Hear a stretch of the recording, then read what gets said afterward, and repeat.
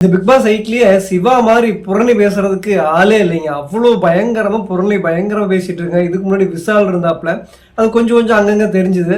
ஆனா சிவா வந்து பாத்தீங்கன்னா இந்த வாரம் ஃபுல்லா பயங்கர புரணி. இந்த புரணி பேசிட்டு இருக்கிறது வேண்டாம் மாமா அத்தான் அப்படின்னு சொல்லி அவங்க மனைவி மறைமுகமா ஒரு லெட்டர் போட்டிருக்காங்க.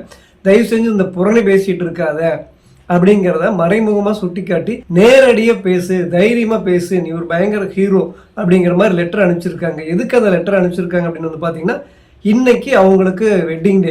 சிவா வந்து பெரிய இடத்து பையன் அப்படின்னு சொல்றாப்ல, 7 வருஷ கனவு அப்படின்னு சொல்றாப்ல. போன தடவை வந்து ஒரு வீடியோ போட்டு இருந்திருப்பேன், பொய் சொல்லி ஏமாத்தி ஃப்ராடுத்தனம் பண்ணி சாப்பிட்டாரு அப்படின்னு சொல்லி ஒரு வீடியோவே போட்டு இருந்திருப்பேன்.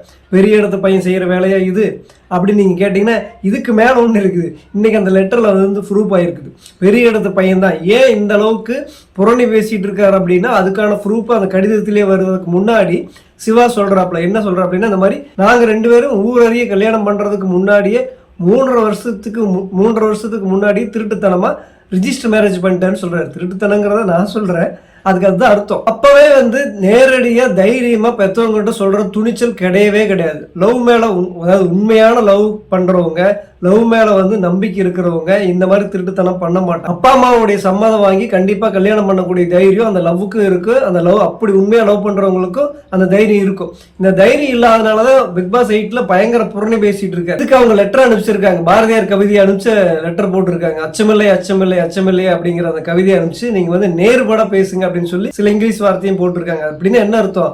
நீ வந்து புரணி பேசிட்டு இருக்கிற மாமா, அதனால நீ புரணி பேசாத அத்தா, ஊரே பயங்கர நாரடிச்சிட்டு இருக்கிற மாதிரி இருக்குது, பெரிய இடத்து பேரையும் கெடுக்கிற, நம்ம குடும்ப மானத்தையும் வாங்குற மாதிரி இருக்குது, தயவு செஞ்சு நேரடியாக பேசு, சிவாவா பேசு, நீ ஒரு பயங்கரமான ஹீரோ அப்படிங்கிற மாதிரி பேசி அந்த லெட்டர் போட்டிருக்கிறாங்க.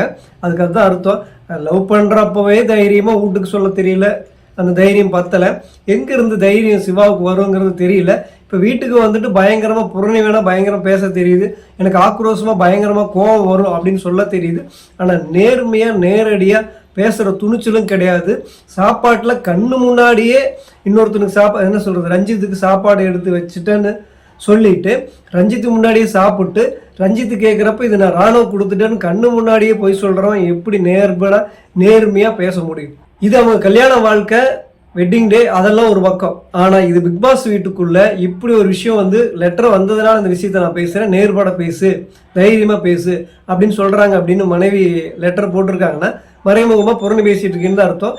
நிஜமாவே துணிச்சல் கிடையாது. கண்டிப்பாக அந்த துணிச்சல் இருந்திருந்தா வந்ததுலேருந்தே பயங்கரமாக பேசிட்டு இருந்திருப்பாப்ல. எவ்வளவுதான் பயங்கரமாக சிவா வந்து பேசுகிற மாதிரி அவங்க மனைவி தயார் பண்ணி லெட்டர் அனுப்பிச்சிருந்தாலும் நேர்மை கிடையாது.